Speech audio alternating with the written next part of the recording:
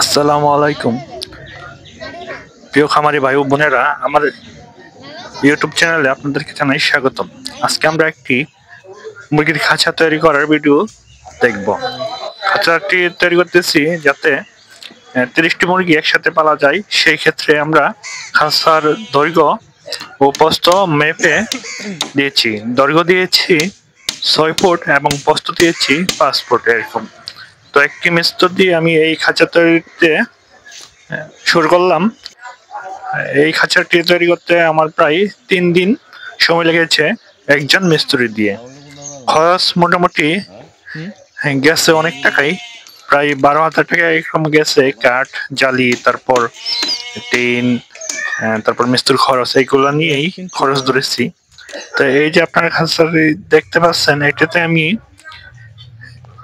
প্রায় 30টি মুরগি অথবা 25টি মুরগি লালন পালন করবো।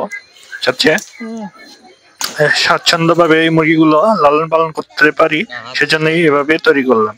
তো মূলত আমি একটি মিশরীয় ফার্মি মুরগি পালনের জন্য তৈরি করছি।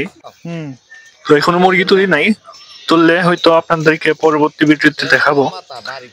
তো তাছাড়াও মুরগি অথবা হাঁস অথবা কবুতর অথবা কোয়েল পাখিও এই খাঁচার মধ্যে লালন পালন করতে পারবো।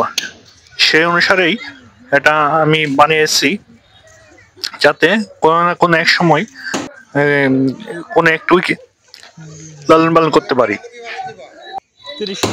এই খাঁচাটি আমি এমন ভাবে তৈরি করেছি যেন এক জায়গায় থেকে অন্য জায়গায় সহজে নেওয়া যায়। তাতে আমার অনেক সুবিধা রয়েছে।